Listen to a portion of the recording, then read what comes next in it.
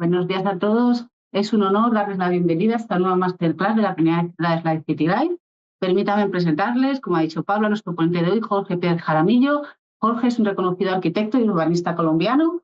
A lo largo de su carrera, Jorge ha ocupado roles clave, incluyendo la Dirección de Planeamiento de Medellín y la subdirección del área metropolitana del Valle de Aburrá. Además, ha trabajado como asesor para la Unión de Ciudades y Gobiernos Locales. Es autor del libro Medellín, Urbanismo y Sociedad y actualmente desempeña como profesor universitario y conferencista. En esta sesión, Jorge compartirá su trayectoria desde 1987 en la gestión y planificación urbana. Nos hablará sobre la transformación de Medellín, que es un referente internacional de la innovación urbana. Jorge nos comentará también sobre la importancia de la participación ciudadana en la planificación urbana. Invitamos a todas las ciudades a aprovechar esta oportunidad de aprender, hacer preguntas y compartir sus experiencias y retos, y participar activamente en esta sesión para encontrar soluciones aplicables a sus propios proyectos urbanos. ¿Podemos comenzar? Voy a compartir pantalla. Muy bien. Avísame cuando...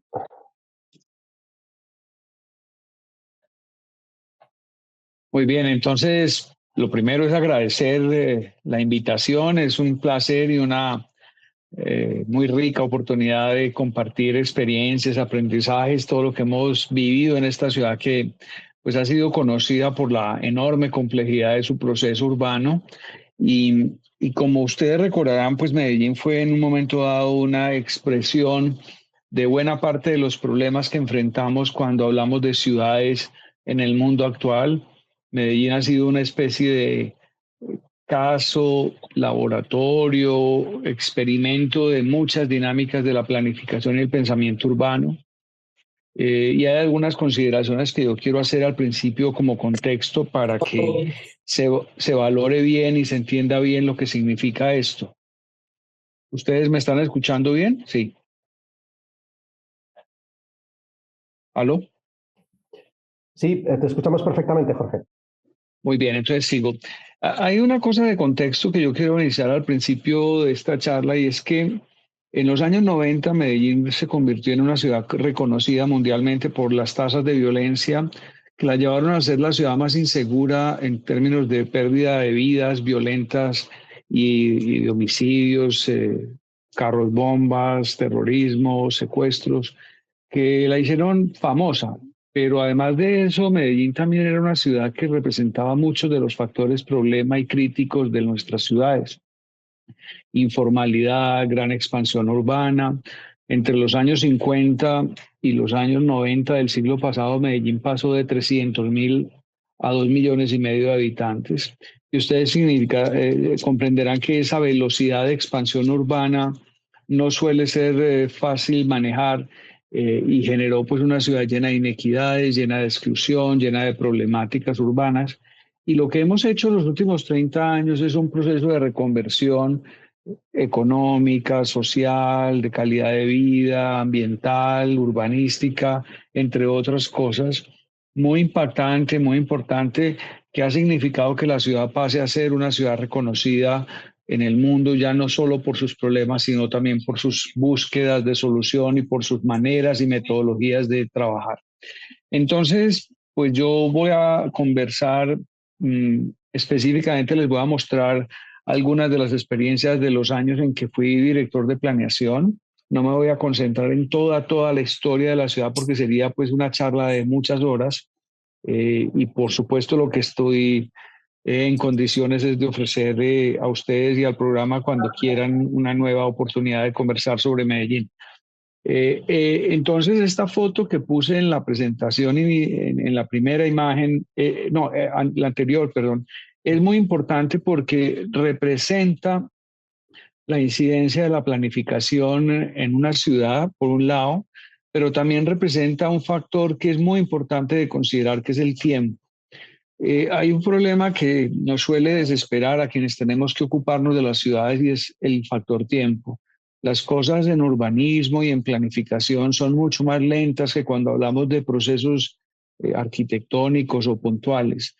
En esta imagen ustedes ven la antigua zona del ferrocarril de Antioquia, donde estaban las estaciones y los talleres y las bodegas del ferrocarril de Antioquia, que son estas dos manzanas donde se ven varios edificios, y cómo la ciudad ha venido transformando desde los años 50 ese territorio en nuevas áreas de desarrollo institucional, y a la derecha del río se ven unas áreas de vivienda que son construidas durante los años 60, 70 hasta nuestros días.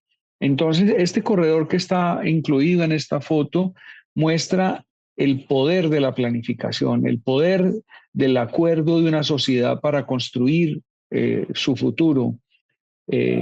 La sola transformación verde de esta zona, con áreas de nuevos jardines, nuevos espacios públicos, la regeneración del río, la generación de nuevos espacios públicos ha sido tan significativa como muchas otras cosas, pero en esa imagen ustedes pueden ver cerca de 9 concursos públicos de urbanismo y arquitectura realizados. Entonces, lo que quiero pues señalar con esta primera imagen es el poder de la planificación, la necesidad de resolver los problemas de las ciudades a través de adecuada planificación, y una conclusión también importante es que la planeación sola no resuelve ningún problema, pero sin la planeación no se puede resolver casi ninguno otro.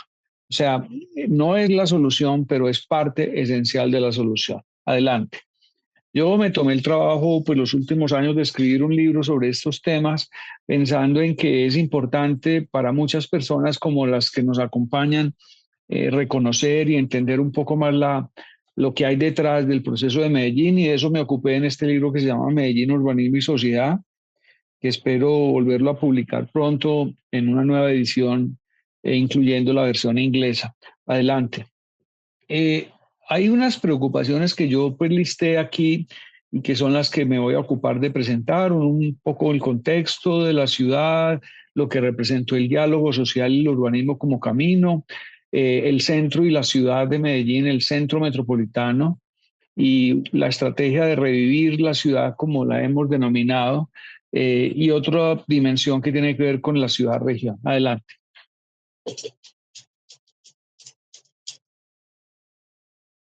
Entonces, hay que decir que en los años 90, cuando Medellín entró en la peor etapa de crisis, hubo una dinámica muy interesante en Colombia, y es que avanzó el proceso de descentralización gubernamental, y Colombia entre los años 90 y hoy ha ido construyendo un sistema, digamos, de descentralización administrativa del gobierno de las ciudades, que es muy importante, y yo sé que es un anhelo en muchos países, pero eso ha sido parte de nuestra oportunidad, y es que el desarrollo organizacional de la gobernanza colombiana del territorio ha permitido pues fortalecer muchísimo las ciudades, y Medellín con eso ha contado con una gran autonomía, no solo política y legal, sino incluso presupuestal, lo que le ha permitido avanzar con continuidad de procesos a lo largo del tiempo. Pero lo segundo es que en el año 1988 empezó el proceso de elección popular de alcaldes. O sea, Colombia no tenía una democracia adecuadamente fuerte y adecuadamente desarrollada para gestionar las ciudades.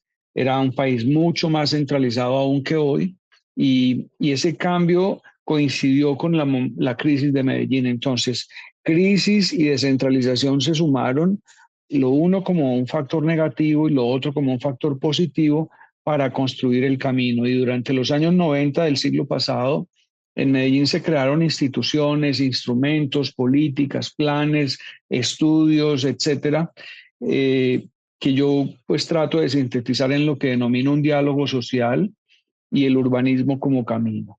Y durante muchos años la ciudad pensó, la ciudad concertó, la ciudad consensuó y creó los instrumentos, y yo creo que todo eso cristalizó a lo largo de este siglo en hechos transformadores de la realidad de la ciudad. En esta foto que ustedes ven ya aparecen no solo los barrios, sino la Biblioteca España, los metrocables, la agenda de urbanismo social de Juan Bovo, pero también muchas obras de infraestructura, de vivienda y de desarrollo de mejoramiento barrial, que empezaron hace 20 años y han seguido evolucionando a lo largo de este siglo, y que son parte del testimonio que ha reconocido el mundo como la transformación de Medellín. Siguiente.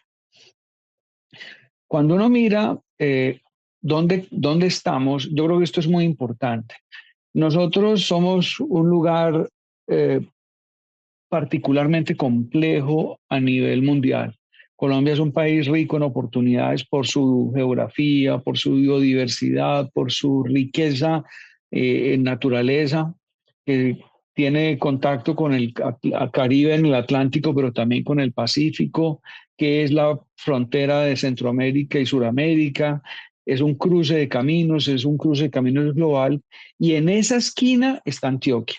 Entonces nosotros estamos en un territorio muy geoestratégico, con muchas riquezas naturales.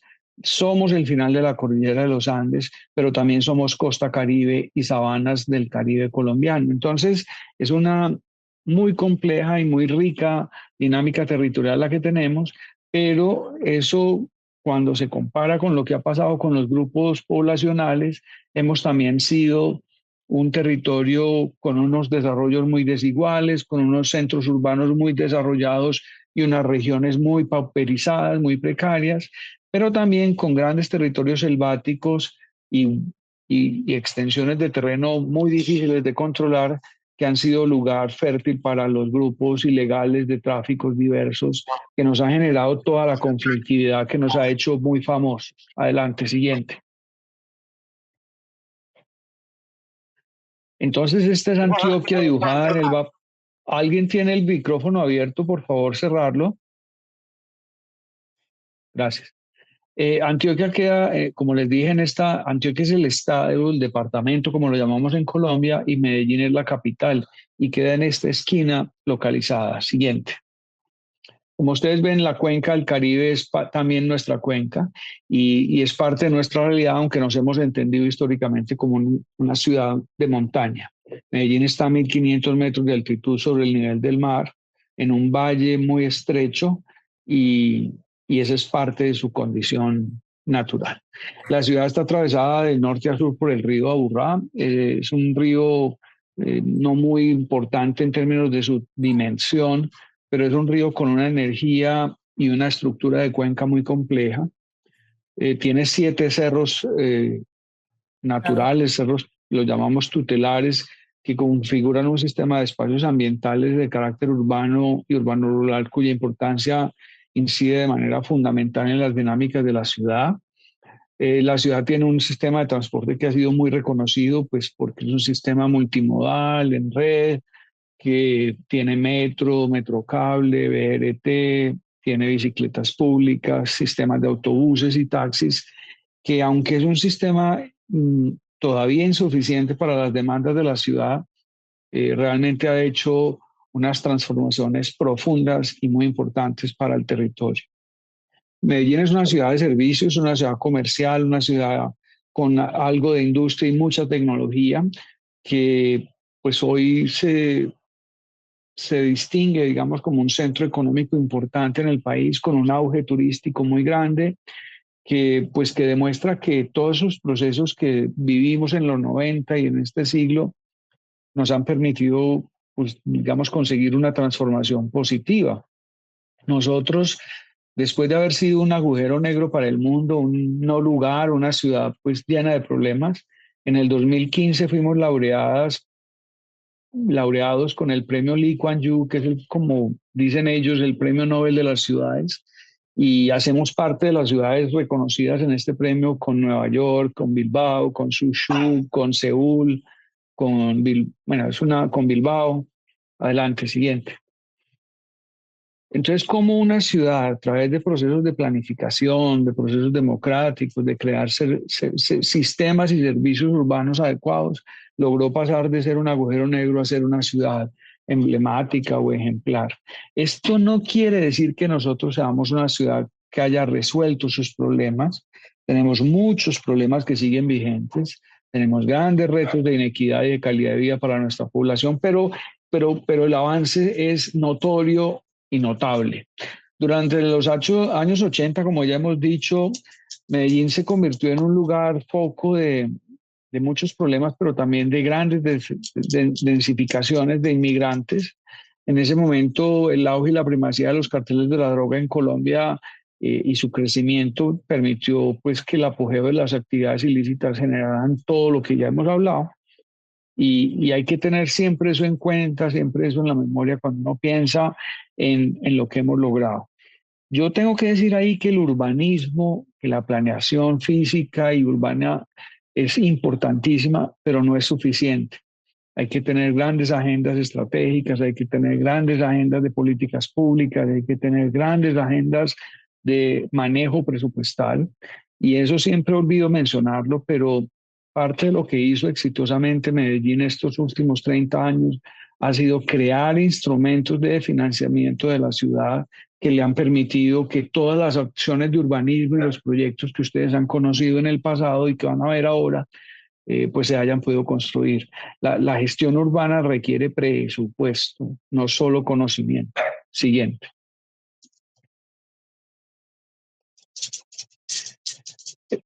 Medellín realmente desde la municipalidad tuvo la capacidad, los recursos, el capital social, el conocimiento para poder abordar, pues, mediante metodologías democráticas, participativas, con muchas agendas novedosas, desarrollar muchas acciones que transformaron barrios que antes eran lugares de conflicto, lugares precarios en muchos sentidos, a conseguir condiciones de vida superadas. Es decir, lo que hicimos fue entender de la mano de la planificación, de la mano del conocimiento acumulado de la ciudad por muchos años, que con políticas desde la municipalidad, con políticas públicas, con adecuada planeación, se implementaron muchas cosas que transformaron la realidad de la ciudad.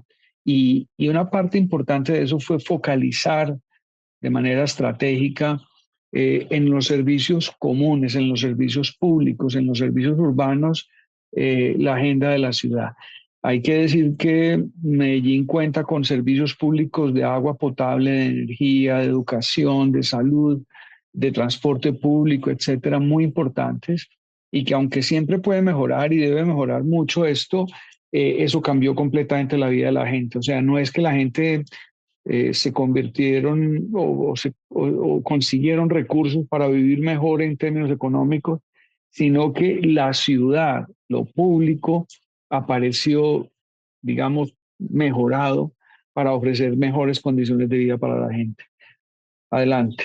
Nosotros me acuerdo que parte de lo que hicimos fue que el sistema de seguimiento de la planificación incluyó indicadores de calidad de vida de la población, o sea, cómo los proyectos inciden sobre la calidad de vida de la gente, no solo si el urbanismo es bueno, si el paisajismo es bueno, si la arquitectura es buena, sino cuál es la incidencia en la vida de la gente de los proyectos que estamos haciendo. Entonces, esas estrategias integrales en materia de planificación, infraestructura física y tecnológica, pues se pusieron al servicio de la ciudadanía y una de las cosas también que se buscó fue oportunidades económicas para el trabajo, para el nuevo empleo, porque parte del reto que tenía la ciudad era que cuando más creció la ciudad en los años 70 y 80 fue cuando llegó la crisis económica más severa y había menos oportunidades laborales. Entonces esta tensión pues nos ha permitido que a lo largo de estos 20, 30 años hemos reducido cerca de 93% la tasa de homicidios por cada 100.000 habitantes que padecimos. Siguiente. Aquí ven en esta foto que ya pues es una foto incluso con muchas variaciones. Ustedes alcanzan a ver equipamientos deportivos, equipamientos de vivienda, estaciones del Metrocable, el propio Metrocable, equipamientos educativos, bibliotecas y el mejoramiento del barrio. El barrio, vuelvo y digo, insisto en eso, sigue teniendo grandes retos, grandes dificultades. De hecho, ayer tuvimos un incidente muy grave, muy triste, pero esas cosas pasan y es que tuvimos un problema con una cabina del Metrocable del metro. La cabina tuvo un accidente y cayó al piso con 10 pasajeros en su interior. Hubo personas heridas, incluso una persona falleció. Es la primera vez que pasa esto en los 24 años de existencia del Metrocable, 23 años, pero ocurrió y y es parte de la dinámica de la ciudad, pero lo que tengo que decir es que durante estos años el Metrocable se ha convertido en una especie de pretexto para hacer acciones integrales de mejoramiento barrial. Ya tenemos 6 Metrocables en la ciudad y seguimos avanzando en esa dirección, pero digamos, lo que representa esta foto es cómo el presupuesto público, la planificación pública y la gestión pública han estado focalizadas en mejorar realmente la calidad de vida de las personas. Adelante.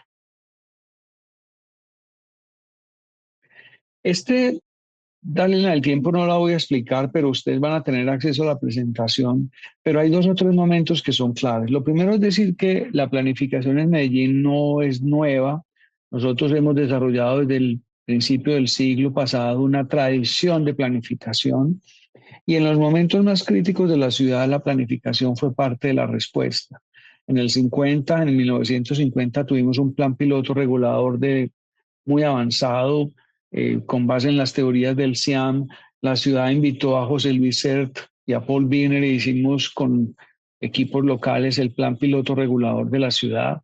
Pero luego a lo largo de los 80, los 90 y este siglo, tuvimos múltiples planes, múltiples procesos participativos, múltiples procesos democráticos que nos crearon las condiciones para tener con buena planificación posibilidades de acción diferencial en la vida de la ciudad. Siguiente.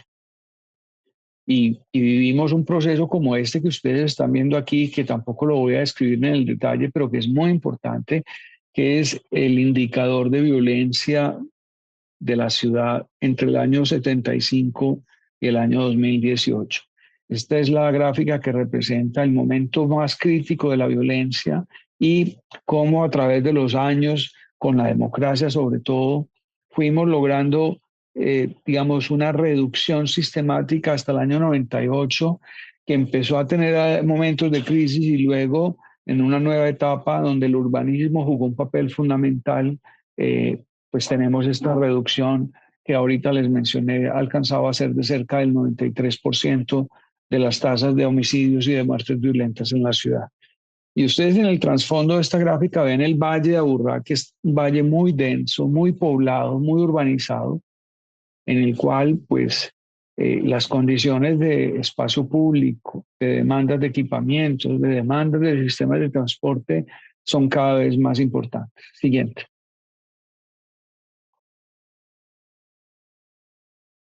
Vamos a ver en este tramo el centro de la ciudad metropolitana, donde vamos a hablar de reurbanizar el río, del centro cívico y del proyecto Parques del Río, donde entendimos que las ciudades no solamente hay que planificarlas, no solamente hay que hacer los proyectos, sino que hay que crear instrumentos de gestión estratégica para financiar las ciudades, lo que decíamos al principio. Sin presupuesto casi nada pasa. Son comunes los casos de ciudades que han hecho los planes adecuados, los estudios adecuados, pero luego no han podido intervenir la realidad con proyectos estratégicos. Y yo creo que eso requiere recursos, requiere muchos recursos y es parte de lo que hemos aprendido. Adelante. Entonces nosotros en Colombia contamos con un instrumento que es el Plan de Ordenamiento Territorial que acoge estas dinámicas. Miren la forma como creció Medellín entre 1875 y la actualidad. Es decir, cuando uno mira estas imágenes, tiene que entender que el poder de la planificación es muy, muy importante, porque si con planificación seguimos teniendo dificultades tan grandes, ¿qué tal que ni siquiera hubiéramos tenido el esfuerzo de planificación para prever esta expansión tan brutal? O sea, estas ciudades nuestras, a diferencia de muchas de las ciudades del mundo desarrollado que miramos como modelos, son ciudades que tienen tasas de crecimiento y de expansión impresionantes, descontroladas y muy difíciles de gestionar. Entonces, la planificación aquí no es que no sea útil, sino que suele no ser suficiente. Se necesita más y más gestión, más y más planificación para poder abordar los retos que nos plantea este nivel de expansión. Adelante. Entonces, Medellín y Colombia, en las ciudades colombianas, contamos con un instrumento que es el Plan de Ordenamiento Territorial, que mucho más que un plan regulador, que un estatuto de regulaciones constructivas como suelen tener todas las ciudades, plantea un modelo de ocupación del territorio y un modelo de ciudad, y con ese modelo de ciudad se abordan los problemas ambientales, estructurales de la infraestructura, de los servicios públicos, de la gestión del riesgo, de las políticas de vivienda, de las políticas de transporte, de todas las dinámicas urbanas, y además se hacen las normativas constructivas y urbanísticas de detalle que se requieren en esta ciudad. Entonces nosotros tenemos ya desde el año 99 este plan. Ese plan ha venido evolucionando en 3 versiones, la primera del 99-2000, la segunda del 2006, y a nosotros nos correspondió adoptar el modelo de ocupación actualizado en el 2014, que es lo que ustedes ven aquí en el gráfico, y es un mapa muy simple. Si ustedes ven, el Valle de Aburrá tiene los bordes montañosos a la izquierda, a la derecha, que son oeste a la izquierda y oriente, este a la derecha. En el centro está el corredor del río, y entonces la forma del modelo de ocupación ha sido el de una ciudad compacta que crece hacia adentro, que preserva los bordes como bordes naturales. Nosotros tenemos el 72% de territorio como suelo rural o rústico o como lo llamen en sus países, y tenemos una gran área, digamos, rural integrada del espacio metropolitano, que configura los bordes de montaña como un gran sistema de parques naturales y de áreas de preservación para todo el valle metropolitano.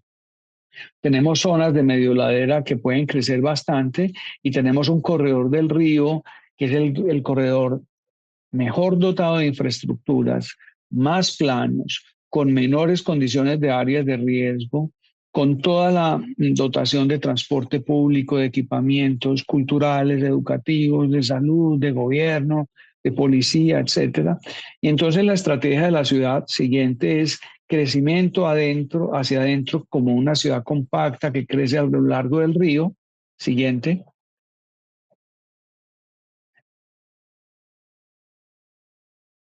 Y entonces ustedes ven en el mapa de la izquierda el mapa síntesis de toda la normativa y la estructura del POT. Tenemos unas áreas rurales integradas al espacio regional, no solo metropolitano, sino regional. Tenemos un borde urbano rural muy diverso, natural y geográficamente. Tenemos un subsistema de centralidades, un corredor del río Aburrá y unos sistemas de movilidad muy complejos.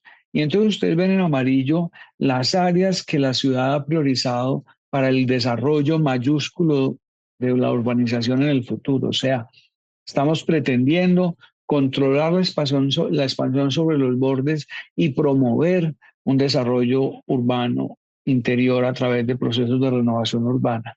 En el área gris, entonces se concentra buena parte de la estrategia de desarrollo de la ciudad, y en las áreas verdes que ustedes ven a la derecha son áreas de manejo estratégico, son lo que llamamos los macroproyectos de borde, en el color verde claro. Son áreas donde se pretende consolidar la tradición de mejoramiento barrial, de mejoramiento de vivienda, digamos, de solución a áreas urbanizadas precarias o con problemas, y la oferta, digamos, de una nueva ciudad en el interior con las áreas de redensificación adelante. Entonces, este mapa insiste en eso. El mapa gris es el centro de la ciudad, el centro cívico. Ustedes ven las flechas que muestran esa dirección del crecimiento hacia adentro, y donde va a estar el corredor del río como el área, el epicentro, digamos, de la ciudad del futuro. Esto no quiere decir que no crezca el resto de la ciudad, que no haya políticas urbanas para el resto de la ciudad, pero quiere decir que hay una estrategia muy potente de promoción de la ciudad compacta. Siguiente. Esta es la estructura natural del río. El río recoge el agua de 52 grandes quebradas a lo largo del municipio.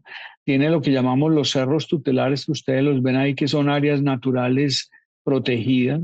Y tiene un río que tenemos que sanear y recuperar. El río durante los años 50 y 60 se contaminó al convertirse realmente en una cloaca a cielo abierto.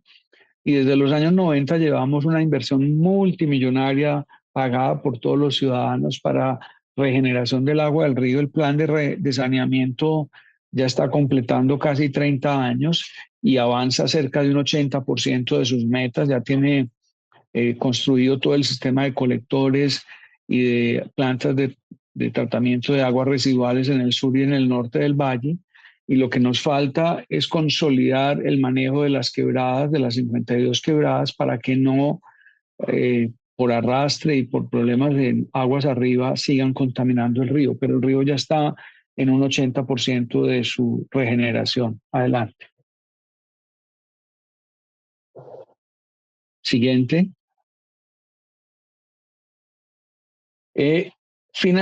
Estas áreas de intervención estratégica en las que he insistido que están a lo largo del río, lo que plantean es lo siguiente. Piensen que el saneamiento del río, que la dotación de infraestructuras y los equipamientos que ya están ahí requieren población. Entonces, parte de la estrategia es regeneración urbana, redensificación, procesos de renovación urbana, y nos hemos dotado de instrumentos muy complejos, pero esto incluye la transformación del corredor del río, ya no solo en términos de saneamiento, sino en términos de generación del sistema de espacio público y de vida pública de la ciudad. El más grande parque que está en construcción y potencial que tiene la ciudad es la transformación de lo que antiguamente eran autopistas y corredores de ferrocarril en sistemas viales que van a seguir existiendo, pero con un gran tejido de espacio público y parques urbanos. Adelante. Entonces, estas áreas que están descritas aquí son las que aparecían en gris, que son las áreas de renovación urbana. Ahí hay 36 planes parciales de renovación urbana con un potencial de 120.000 nuevas viviendas, de las cuales viviendas sociales son cerca de la mitad. Y esto significaría una tremenda transformación de la ciudad, porque estas áreas hoy están urbanizadas, pero con precarias condiciones urbanísticas y con muy baja densidad. Entonces, el proceso en el que estamos avanzando es el de redensificación, renovación urbana, no solo del espacio público, no solo del río, sino también de la vivienda. Adelante. Siguiente.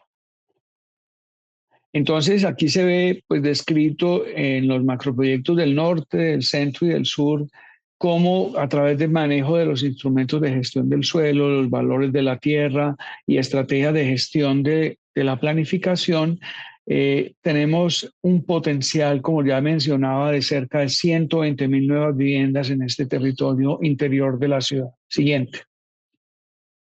Este primer tramo que les estoy mostrando muestra los mapas y ahora vamos a ver las imágenes más adelante.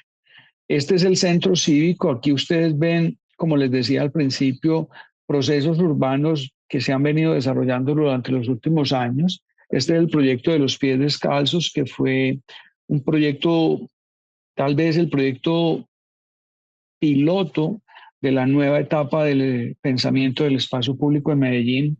Este parque nace como respuesta a la construcción de edificios aislados rodeados de parqueaderos para crear una estructura de ciudad pública y como les decía también al principio, buena parte de esas imágenes que ustedes ven son el producto de concursos públicos de urbanismo y de arquitectura que hemos desarrollado los últimos años.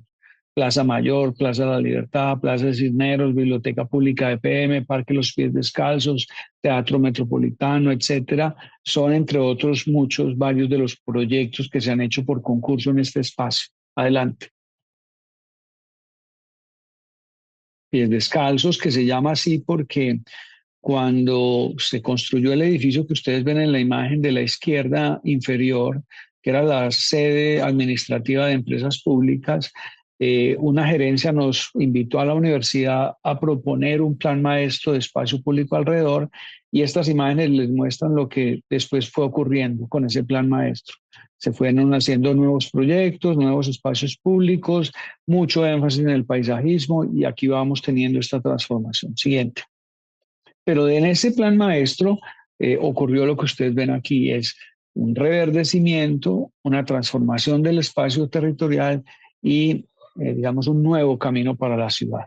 Lo que ustedes ven a la derecha es un concurso que hicimos en el año 2015 en este mismo espacio cuando ya estaban construidos estos proyectos, para convocar un pensamiento colectivo, un concurso de ideas sobre regeneración urbana y renovación urbana en un territorio más amplio.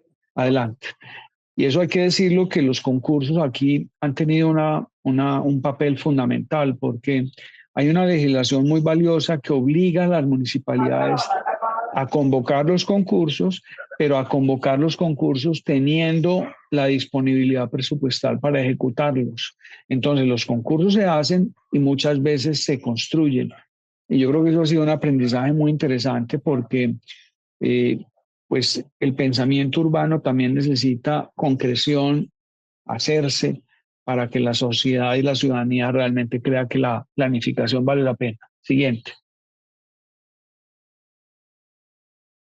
Entonces aquí les muestro pues los resultados de algunos de esos concursos. Nosotros en el 2014-15 hicimos el plan de regeneración del centro y decidimos hacer un concurso público internacional para intervenir los bajos del puente viaducto del metro de Medellín, que atravesaba o atraviesa el centro de la ciudad en toda su extensión, y se ha convertido en una zona bastante deteriorada. El proyecto pretendía convertirse en un piloto estratégico, en un jalonador de la transformación del centro. Y bueno, tuvimos un jurado internacional con Luis Mondragón de Chile, Ángel Luis Fernández de Madrid, Teodoro Fernández también de Chile, Joan Espera, y se lo ganó pues un equipo local con Carlos Puerte, Verónica Ortiz y Manuel Ortega. Ese proyecto se ha ido construyendo por etapas. Siguiente. Y esta es un poco la realidad de lo que ha venido pasando en esa transformación, y es ese viaducto del metro, que antes era un lugar inhóspito, un lugar hostil, se ha ido convirtiendo en estas imágenes que ya van siendo concretas. Adelante. Siguiente. Siguiente. Y que, digamos, nos muestran cómo la renovación urbana, los parques en los cerros tutelares, la transformación del Parque del Río, etcétera, se empiezan a conjugar unas cosas con otras y a configurar una ciudad completa, mucho más integral y mucho más saludable. Siguiente.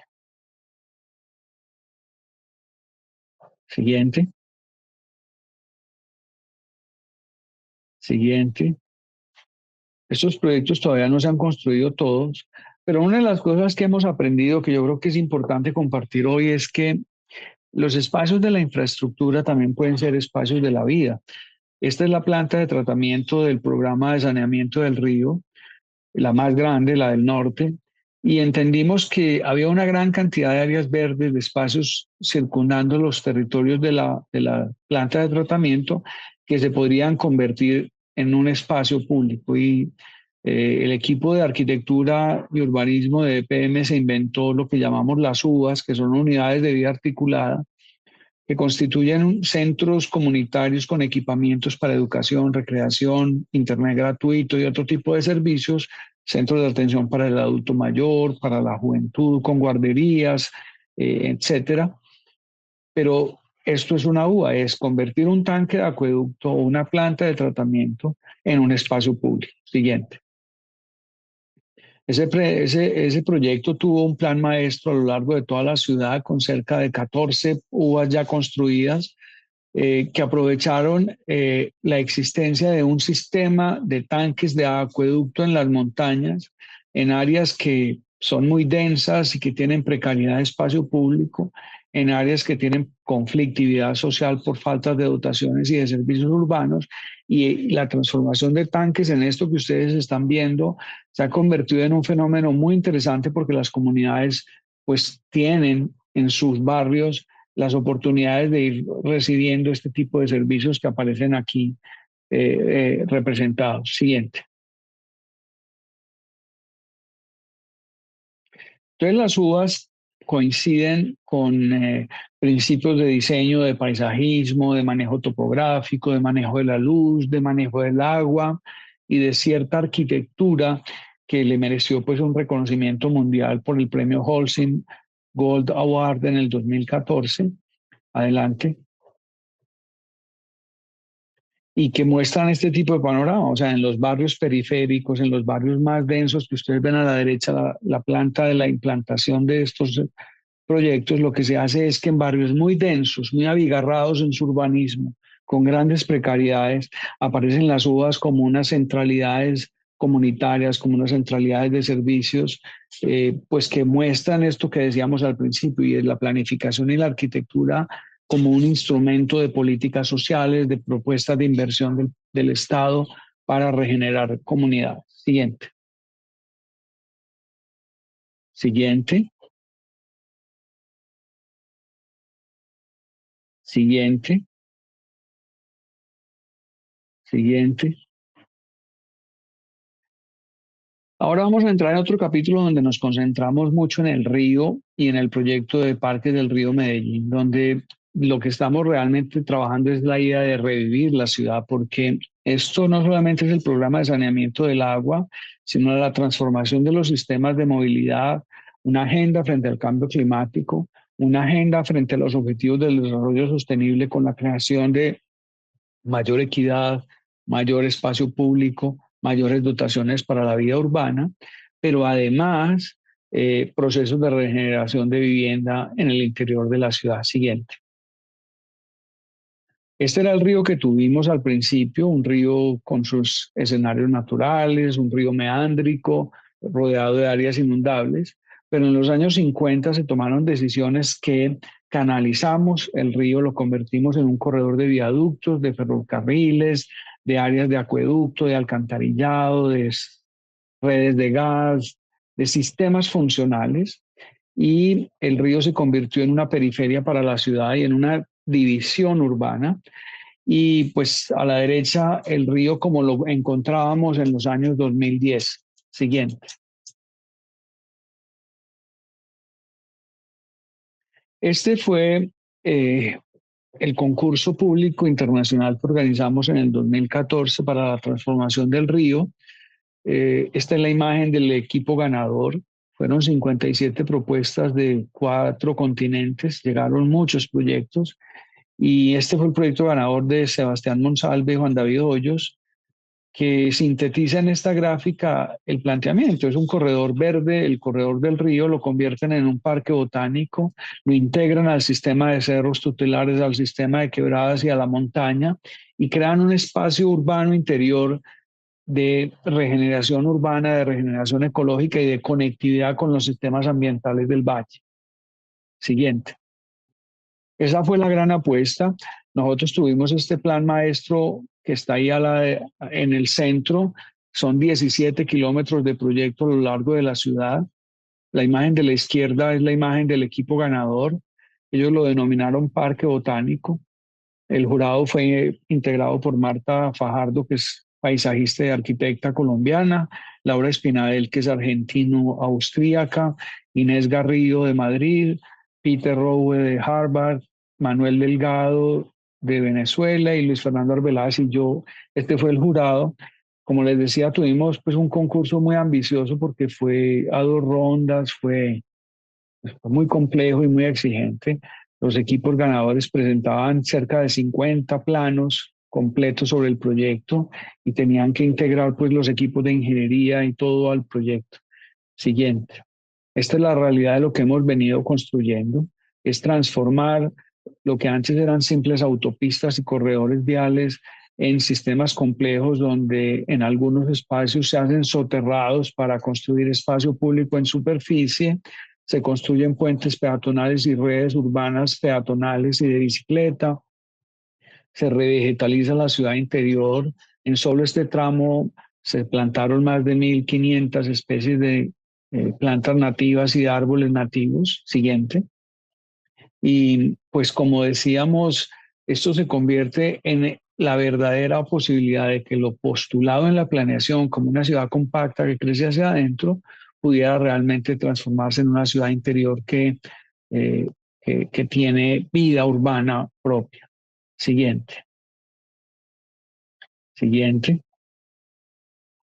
Aquí hay una frase que a mí me gusta mucho porque esta foto tiene mucho sentido. Por un lado muestra cómo la estrategia segrega los vehículos automotores y las máquinas de la vida de la gente, cómo se crea espacio público y redes peatonales. Y hay una frase que está ahí que decía el alcalde de Medellín, Aníbal Gaviria, que es devolverle la vida al río y el río a la ciudad y sus habitantes. Y ese es como el ejercicio que este proyecto plantea. Siguiente. Siguiente. Un alcalde de Medellín decía que esto no era una prioridad y los gremios de la ingeniería, sobre todo, defendían que esto no resolvía los problemas de la ciudad. Y yo creería que hay que decir y hay que reivindicar que las ciudades son uno de los fenómenos más complejos de la vida humana y son fundamentalmente el hábitat humano, no son corredores funcionales, no son soluciones viales, no son soluciones de transporte solamente. Las ciudades son los espacios de vida.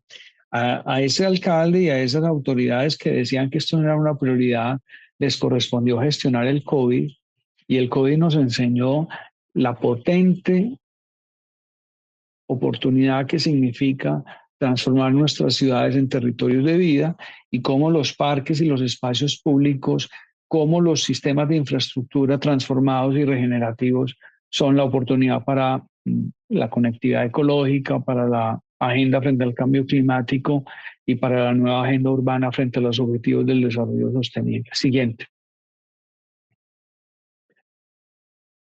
Aquí voy a mostrarles para terminar un proyecto que yo creo que es muy emblemático y es que nosotros tuvimos la suerte de que el alcalde con el que hicimos lo que acaban de ver, luego fue 4 años después electo gobernador de la región. Y entonces con los aprendizajes de Medellín él decidió hacer el programa Parques del Río Municipales. Antioquia tiene 125 municipios y muchos de ellos alrededor de un río o alrededor de un lago o alrededor de un cuerpo de agua. Entonces, Parques del Río Municipal se convirtió en una estrategia para gestionar los ríos y las aguas en los municipios de Antioquia. Y les voy a mostrar solo uno de varios que se trabajaron, cerca de 14. Este fue concurso también público y es un proyecto muy complejo porque es una ciudad de 300.000 habitantes con un río aún en su estado natural y meándrico, con grandes áreas de inundación. Y el río plantea lo que llamamos soluciones basadas en la naturaleza. O sea, el proyecto es un proyecto que genera espacio público, que genera equipamientos, pero que también agenda una solución frente a las inundaciones. Siguiente. Este es el plano del proyecto. Ustedes ven el municipio en la parte de arriba y en la parte de abajo. Y cómo el área del centro es el gran corredor intervenido en el río, donde pues se manejan las crecientes, las inundaciones, las áreas naturales. Siguiente. Siguiente. Siguiente.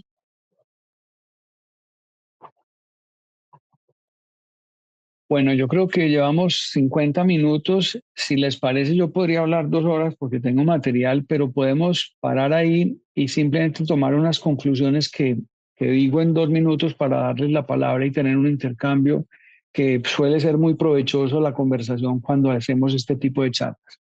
Yo lo que les quiero dejar como mensaje es que incluso las sociedades que no tienen gran riqueza económica, pero que tenemos gran riqueza de pensamiento y de comunidad, podemos hacer grandes procesos de transformación urbana. O sea, los territorios de América Latina, como han hecho muchas de las ciudades y los municipios españoles ya en el pasado y europeos en general, pero como Medellín ha hecho, son una posibilidad, no son un sueño, no son una cosa irrealizable, sino que con inteligencia colectiva y con compromiso de toda la comunidad es posible lograr estas dinámicas de transformación.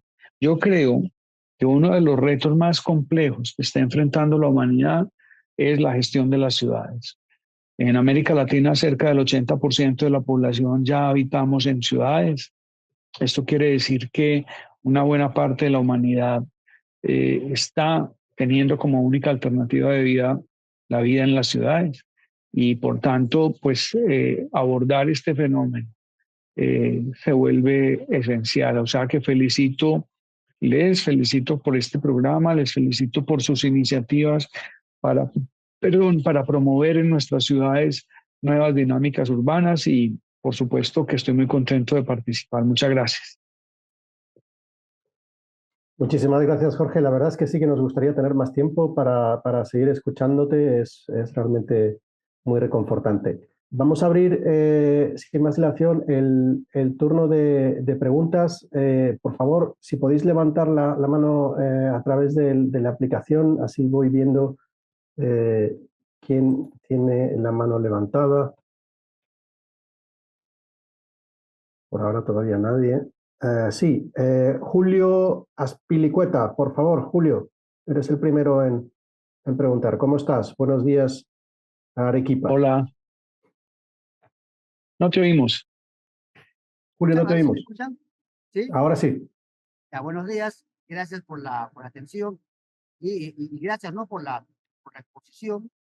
Que sigue, pues, ¿no es cierto?, que sigue confirmando y sigue reafirmando, pues, lo importante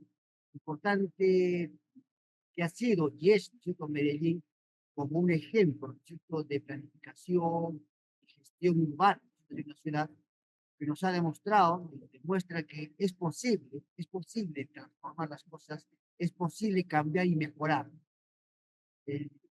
Aspectos que muchas veces en América Latina, pues, muchas veces son frustrantes, son desesperanzadoras, este tipo de iniciativas.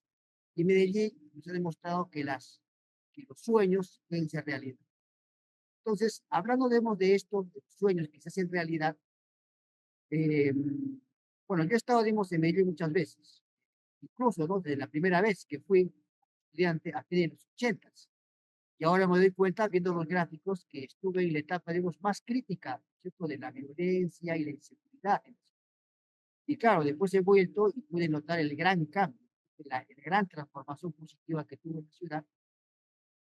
Y bueno, dentro de ello, yo advertía que uno de los instrumentos importantes que tenía la planificación, la gestión de la ciudad, era de alguna manera la construcción de los imaginarios colectivos. Es decir, que ese sueño sea un sueño de todos los habitantes, sea un sueño, sea algo que todos los habitantes quieren hacer, o la mayoría de habitantes quiere hacer, que haga posible el sueño realidad. Yo recuerdo que se hablaba mucho de la cultura metro, que es casi como un eslogan, ¿no?, de toda la ciudad, donde me decían, ¿no?, que también yo lo verifiqué, que la ciudad, pues, se comporta, y el metro, digamos, tiene un estándar del primer mundo, la gente se comporta, digamos, ¿no?, a la altura, digamos, ¿no?, de ese tipo de infraestructura. Pues a tal punto que cuando querían que un proyecto que se implementara funcionara y tuviera, digamos, un buen uso y un buen funcionamiento, se ponía como eslogan, ¿no? Aquí también se vive la cultura metro. Entonces, de alguna manera era una forma, ¿no?, de instrumentalizar y de generar, ¿no es cierto?, un imaginario colectivo, ¿no?, una idea de mejoramiento, una idea de eficiencia y de orden. Entonces, en ese sentido, digamos, ¿cómo es que manejan o cómo la estrategia, ¿no es cierto?, para implementar o manejar la construcción de un imaginario colectivo que permita que los sueños se hagan realidad? Gracias. Pues gracias por tu pregunta. Mira, la verdad es que Medellín tiene varias condiciones favorables. Una es que nosotros somos una comunidad muy regionalista y con mucho amor propio, para no decir cierto grado de arrogancia. Nosotros somos muy pagados de nosotros mismos y entonces, digamos, nos dolió mucho la crisis que vivió la ciudad, nos dolió mucho la crisis de violencia que vivió la ciudad y la cultura metro fue un buen camino para entender que era posible superar dificultades. El metro, cuando estuvo en construcción, generó muchas dificultades por la gestión de la obra, tuvo un tiempo de parálisis, tuvo algunos escándalos de corrupción y generó mucha antipatía del gobierno central, del gobierno nacional y de otras ciudades hacia Medellín porque teníamos metro y otras ciudades no. Entonces Medellín decidió en su momento, me acuerdo muy bien, que el metro tenía que convertirse en un activo de la sociedad, no solo un activo de la ciudad. Entonces se montó una campaña que se llamó Quiera el Metro desde ya. Esta campaña fue financiada por el sector privado, por un banco y otras empresas. Y me acuerdo que en eso tuvo mucho que ver el metro de Caracas. Caracas tenía una cultura de metro similar a la de Medellín. Nosotros aprendimos de ellos. Allá había pues personalidades como Max Pedemonte, uno de los grandes arquitectos venezolanos, que a través del arte y de programas de gestión de la arquitectura del metro convirtió al metro de Caracas en un verdadero patrimonio de los caraqueños. Pues nosotros tuvimos a Max aquí en Medellín y a muchos de los arquitectos que hicieron esa tarea. Y luego, pues el metro durante 20 años, 30 años ha tenido un área con personas con una alta formación social en programas de capacitación y de políticas comunitarias para gestionar la cultura metro. La cultura metro no es solamente un asunto de comportamiento, sino de mantenimiento de los equipos, de limpieza, de gestión cultural, de gestión económica. Y pues realmente yo creo que la democracia, en síntesis, ha sido como buena parte de la expresión de lo que hemos hecho estos años, y es consolidar una ciudad, pero no solo una ciudad física, sino consolidar una ciudad que son sus habitantes, son sus comunidades y son sus comportamientos. Gracias Jorge. Tenemos otra pregunta de la Municipalidad de Guatemala, que tiene la mano levantada, y compañeros, si queréis ir levantando las manos los que quieran venir después de Guatemala. Pero por favor, si te identificas, la persona que tiene levantada la mano del Ciudad de Guatemala.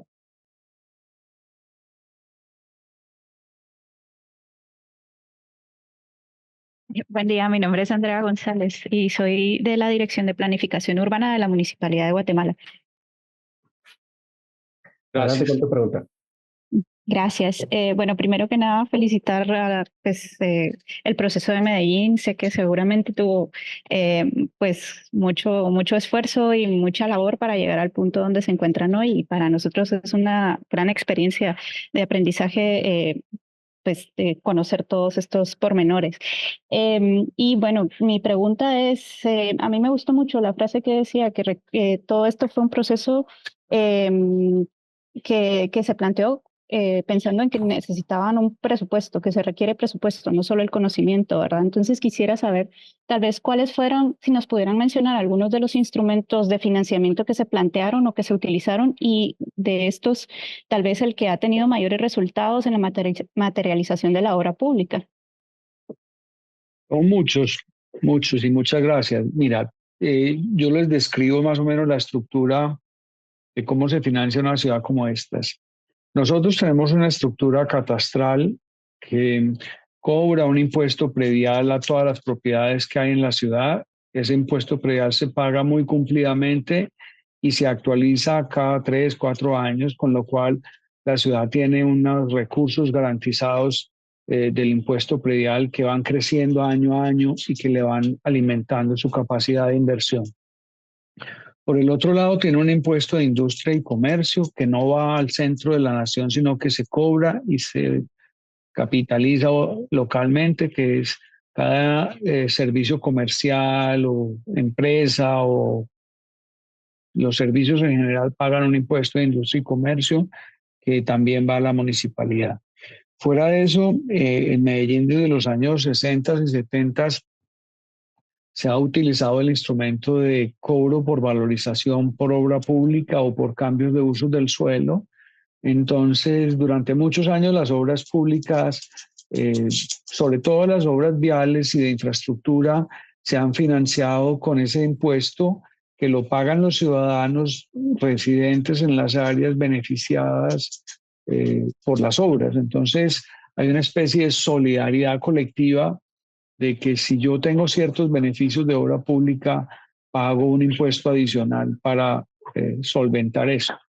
Pero el Plan de Ordenamiento Territorial creó unos instrumentos de ley que permiten capitalizar económicamente para la municipalidad las grandes transformaciones urbanísticas. Entonces, además de los impuestos de construcción, hay una cosa que llamamos obligaciones urbanísticas, y es que los proyectos del sector privado pagan unos impuestos y unas contribuciones para vivienda de interés social y para equipamientos públicos y espacios públicos muy importantes. O sea, un lote de un urbanizador privado, una vez se tramita el proyecto, tiene que hacer unas sesiones obligadas de espacio público, de vías, etcétera, pero además tiene que pagar o entregar equipamientos públicos y espacios públicos a la ciudad.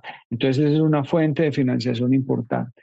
Y fuera de eso, en Colombia también hemos desarrollado el impuesto de plusvalía y otro tipo de impuestos. Entonces, las ciudades cuentan con ese tipo de recursos.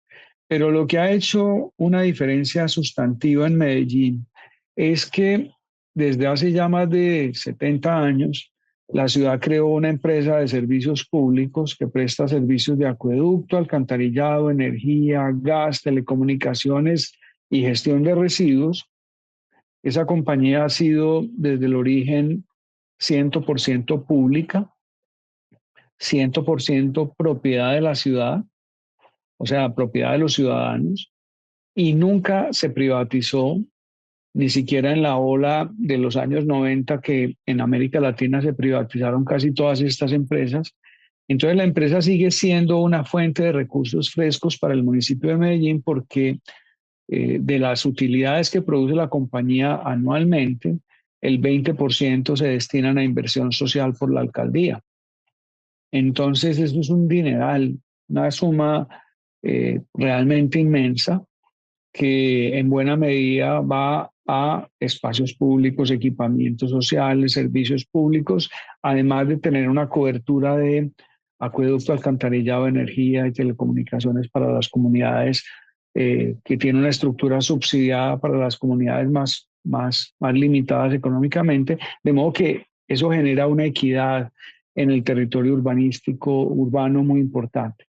O sea que, en resumen, yo podría decir una frase que puede que haya quien no esté de acuerdo conmigo aquí, pero Medellín no es una ciudad rica, pero el municipio de Medellín es un municipio muy rico.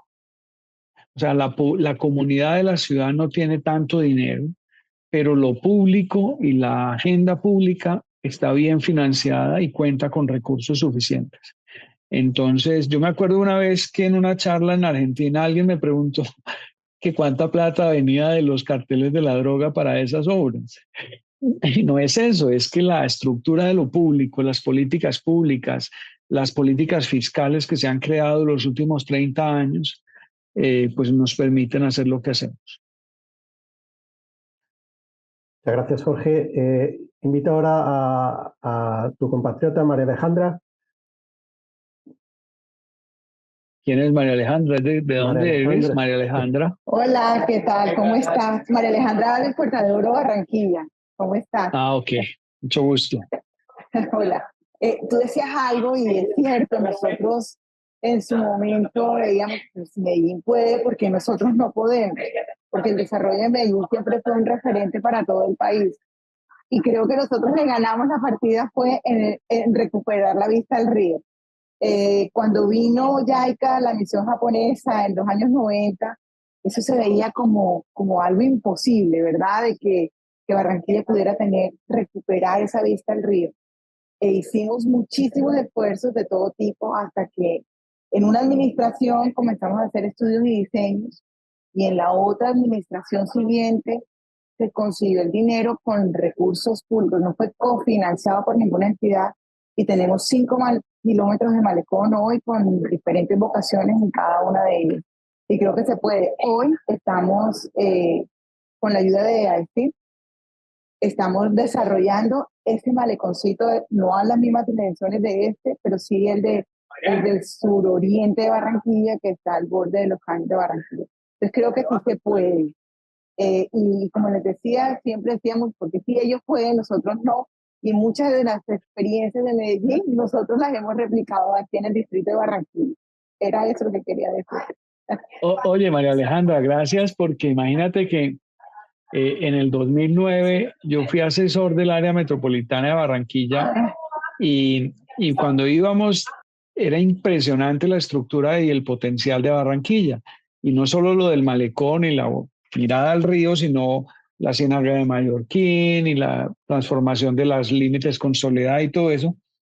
Y la verdad es que lo que ustedes han hecho es espectacular y es muy, muy importante. Y yo animaría pues al programa si les parece en el futuro, tener una presentación de Barranquilla porque hay mucho que aprender de lo que ustedes han hecho y aprovecho para felicitarles. Bueno, muchas gracias. Sí, se me olvidó también decir que aquí también nos está ayudando en los diseños de la unidad funcional 4 del Ciénaga de Mallorquín, que sería ya el cierre de lo que es hoy el ecoparque. Entonces, que también los invitamos a todos a conocer una experiencia de sostenibilidad ambiental maravillosa y bueno, no solamente eso, sino el tema de los parques también. Casi 200 parques construidos a través de toda la ciudad, creando una red de parques importante. El tema de paisajismo con Siembra Barranquilla también ha sido muy importante. Y claro, por supuesto, nos hemos copiado mucho del modelo de Medellín. Gracias. Muchas gracias, María Alejandra. Claudia, tienes la palabra. No olvides buenos días. No olvides presentarte, Claudia, por favor. Buenos días, gracias Pablo.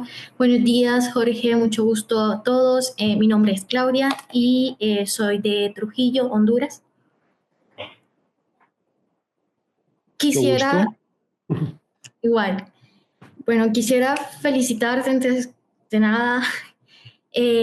Cuando estuvimos en Cartagena, vimos algunos de estos ejemplos de proyectos y de planificación en cuanto a la ciudad de Barranquilla.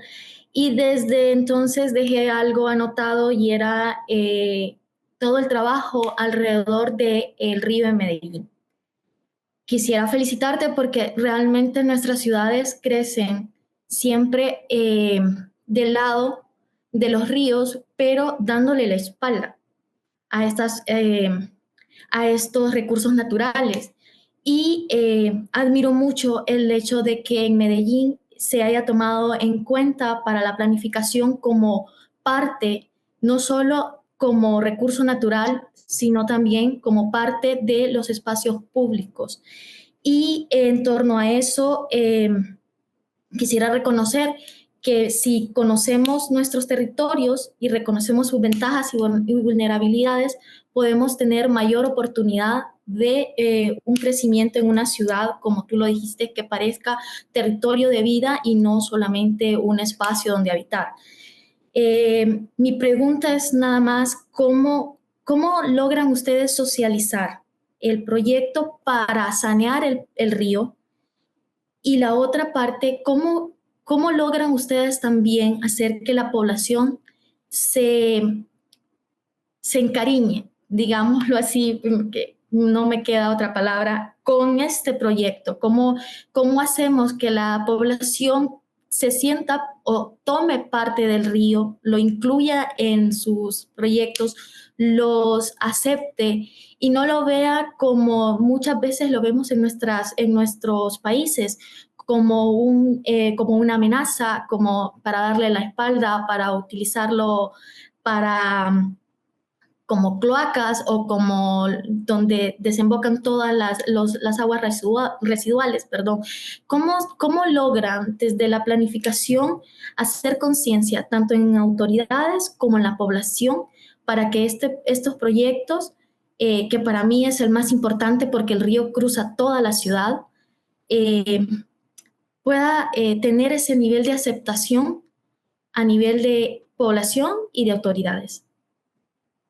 Gracias. Te cuento brevemente una historia larga, pero yo por eso insistí en la presentación en que, digamos, todo el proceso democrático fue tan importante, porque se crearon instituciones y formas de participación social desde la constitución política del país que son muy importantes. O sea, en Medellín, un proceso de planificación como el que les mostré tuvo cerca de 240 reuniones públicas, concursos públicos, pabellones explicativos de los proyectos, decisiones y discusiones en el Consejo Municipal. O sea, es una cosa muy pública, muy democrática y muy discutida. Seguramente insuficientemente, seguramente se requiere aún más participación, pero es muy discutida y muy participada la dinámica de una ciudad. Pero lo que agrego ahí es que la crisis a nosotros paradójicamente nos ayudó montones. Es decir, parte de lo bueno de la crisis, si es que hay algo bueno, es que la sociedad entendió que tenía que sumarse para transformar los problemas. Y eso captó la atención, el interés de la ciudadanía y hubo realmente unas dinámicas participativas muy fuertes en los 90, en los principios de este siglo y después, y realmente fue un proceso político muy bonito.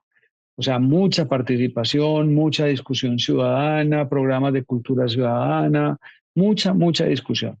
Pero lo otro que quería decir es que tú empezaste diciendo unas cosas muy importantes y es que pues, la existencia de nuestros territorios, de nuestras ciudades, está vinculada a los cuerpos de agua. O sea, casi todas nuestras ciudades derivadas de las leyes de Indias y otros procesos nacieron en los lugares del agua. Y lamentablemente lo que hay que decir es que mayoritariamente degradamos el agua, destruimos el territorio del agua. Entonces nosotros hemos aprendido que hay que reconciliarnos con el agua y digamos, parte de lo que estamos haciendo es eso. El año pasado participamos en la Bienal de Seúl en Corea con un pabellón que llamamos La Ruta es el Agua. Y nuestro planteamiento es que en todos los territorios se está volviendo crecientemente importante resolver la relación territorio y agua, ciudad, urbanización y agua. No solamente por el tema lúdico, por el tema de la belleza, por el tema de la riqueza natural y ecológica y la conectividad ambiental, sino por el problema de la gestión del riesgo. Cada semana, cada día vemos inundaciones, avalanchas, problemas en diversos lugares del planeta, tanto en el norte como en el sur, como en el oriente, como en el occidente de la Tierra. Hay inundaciones, hay pues, desastres naturales de toda índole. Ahora se viene la temporada de huracanes que anuncian va a ser sumamente grave, y hay los incendios y los problemas.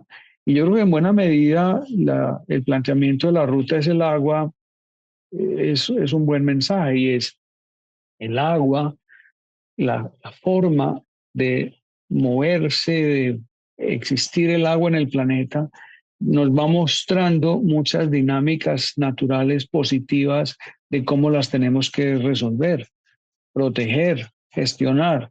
Y derivado de esa inteligencia de La Ruta del agua, podremos encontrar nuevas y mejores formas de urbanización y de desarrollo urbanístico.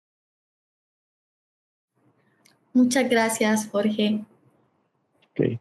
Gracias, Jorge. Gracias, Claudia.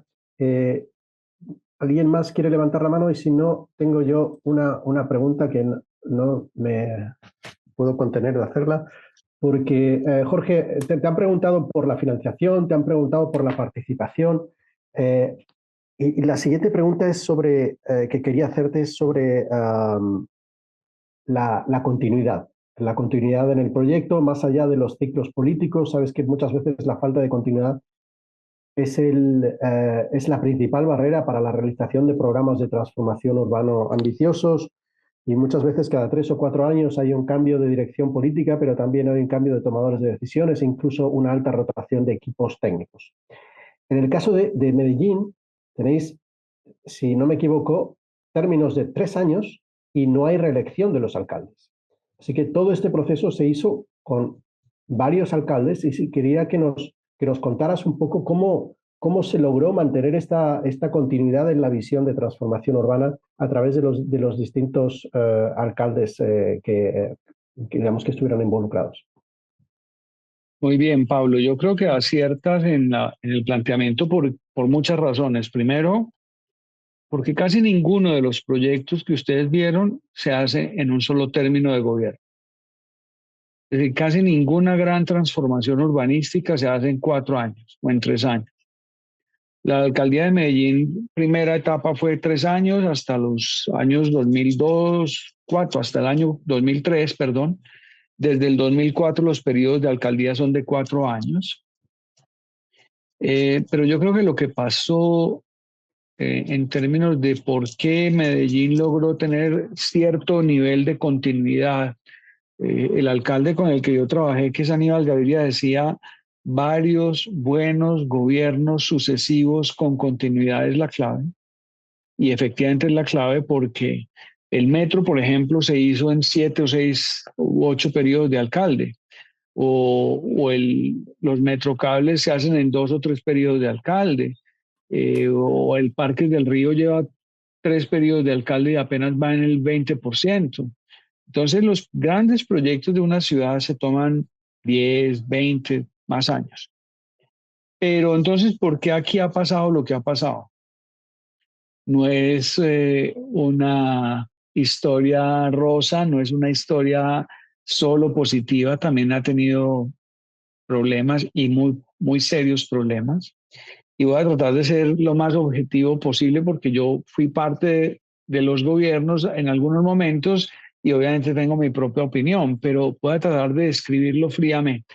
Vamos, en los años 90 del siglo pasado surgió la democracia de la mano de la crisis de la sociedad y eso forzó que el tejido empresarial, el tejido institucional, el tejido académico, el tejido cultural, la sociedad como un todo, forjara un proyecto para la ciudad.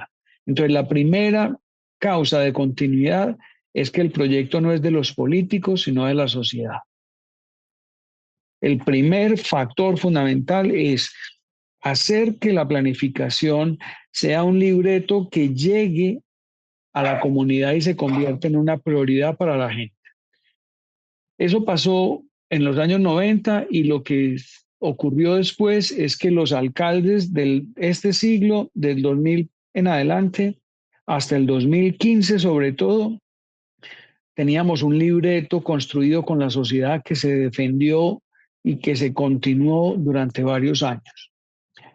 Yo creo que el aprendizaje de Medellín es que el éxito nos jugó una mala pasada y es que cuando ganamos el premio Lee Kuan Yew, cuando empezamos a hacer una especie de, como decían los canadienses, un poster child para las ciudades del mundo, pues entonces aquí nos creímos que ya habíamos resuelto todo y apareció la demagogia, el populismo, los egos políticos y entramos en una etapa, los últimos 2 gobiernos, los últimos 3 gobiernos en que pues el proyecto cambió y ya el proyecto no es el de la sociedad, sino el del alcalde. Entonces muchas de estas dinámicas colectivas que se han venido gestando desde los 90 y que se venían desarrollando han ido cambiando y aunque la ciudad tiene una inercia positiva, tiene proyectos importantes todavía, buena parte de lo estructural se fue abandonando desde el 2016. O sea que yo diría, en resumen, desde el 1988 hasta el 2004 fue la etapa de diálogo social y de construcción del proyecto. Del 2004 al 2015, una etapa muy especial de consolidación de ese proyecto. Y del 2016 a hoy es una etapa, digamos, de crisis del proyecto, que esperemos que salgamos bien de ella y volvamos a retomar el camino. Hoy hay consenso en la sociedad de que se debe retomar el camino. Pero, por ejemplo, en su momento, en el 2016, proyectos como Parques del Río decían que no eran una prioridad y que había que abandonarlos. Entonces, aquí estamos, aquí vamos. Muchas gracias, Jorge. Nuevamente, no sé si tenemos alguna pregunta, porque todavía tenemos un par de minutitos. Y si no, te quería pedir que si nos puedes compartir un poco tu experiencia prácticamente en el día a día, cuando eras el tomador de decisiones de planificación de Medellín. Lo digo porque aquí tenemos en esta llamada muchos compañeros que están en distintas etapas de sus carreras como planificadores urbanos de sus respectivos municipios y muchas veces notamos que que hay que compaginar el día a día, la solución del problema del día a día con la mirada estratégica, con la utilización eficiente de los recursos. ¿Cuál sería tu consejo, tú que has pasado por esta, digamos, puesto de gran presión de toma de decisiones? ¿Qué consejos darías a los compañeros que están trabajando en planificación urbana en las distintas municipalidades? Gracias, Pablo. Pues varias cosas. La primera es respeto por lo público, es decir, la ciudad es un patrimonio colectivo y lo que hacemos desde las oficinas o las áreas de planeación es intervenir en los asuntos de interés público. Entonces nosotros tenemos que ser sumamente no solo respetuosos, sino abiertos a la opinión pública, incluso de los opositores y de las personas que piensan de manera distinta. Eso es un primer asunto. El segundo es, hay una cosa que yo he discutido en el interior de CGLU con muchas ciudades del mundo, es que en casi todas las ciudades hay universidades y en casi todas las universidades hay una facultad de arquitectura y urbanismo, de paisajismo, de ingeniería, y hay académicos y hay expertos que piensan en los temas del territorio, de las ciudades, pero en el sector público y el sector académico se ha ido generando históricamente como una especie de juego de francotiradores en que los académicos piensan que los funcionarios públicos son incompetentes y los funcionarios públicos piensan que los académicos son unos románticos. Y finalmente lo que hay es un profundo irrespeto mutuo y una pérdida colectiva para la ciudad. Hay que entender, y eso lo aprendimos a hacer en Medellín y funcionó bien durante un tiempo, que la universidad, la investigación académica, el desarrollo del conocimiento, no solo es un insumo, sino que en las universidades se gesta una cosa que el sector público no puede hacer, y es crear capital humano. Nosotros educamos los arquitectos, los urbanistas, los comunicadores, los periodistas, los sociólogos, los ingenieros en los años 90, que durante los últimos años son quienes han transformado cosas en la ciudad. O sea, muchos de los arquitectos, muchos de los urbanistas, los paisajistas, los periodistas, etcétera, se formaron en la universidad para actuar en lo público. Y eso es necesario. Entonces, son los primeros dos puntos. Y el tercero es, hay un asunto que es muy discutido, se habla mucho de él, pero es verdad, es que pues el asunto multidisciplinar es fundamental. Uno no se las sabe todas y nadie se las sabe todas. Entonces, pues yo personalmente lo reclamo como personalmente, pero es lo que yo he liderado.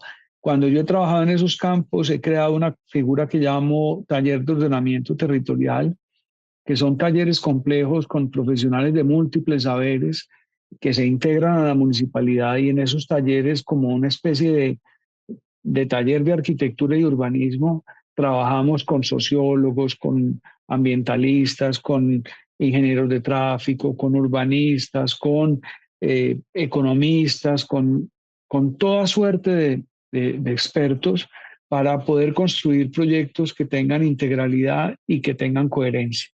Yo diría que esas tres cosas son importantes. Y la última, que engloba todo, es que hay que tener mucha piel democrática para oír a la comunidad y a la gente y a las organizaciones sociales siempre que se va a decidir algo. No se puede, la ciudad no es propiedad de nadie. La ciudad es un patrimonio colectivo y hay que honrarla. Gracias, Jorge. Creo que ha sido una frase que nos vamos a acordar. La ciudad como ente colectivo, la planificación como narrativa y acuerdo social. Son grandes mensajes que nos has dejado. A nombre de Live City Life, la Comisión Europea de AECID y de todos los participantes en esta llamada, queremos agradecerte sinceramente por tu generosidad, por habernos acompañado hoy. Muchas gracias, Jorge. No, un placer y gracias por la invitación.